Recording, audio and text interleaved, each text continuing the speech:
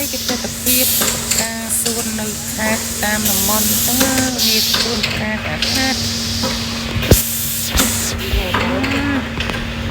គុំខានេះពិតជាសំខាន់ណាស់មែនទៅឡូតិចហ្នឹងមានការគ្រប់ការចូលទៅហើយចូលឆ្នាំនេះការសម្អាតខ្លាំងមែនតើមិនឡើយមកទៅសភាពមានការមានរុយមុំពុំទៅអស់ហើយការមានគូស្នេហ៍យើងអត់គូស្នេហ៍យើងដេកផ្ទះទៅចូលឆ្នាំកុំឲ្យចាក់លើគេ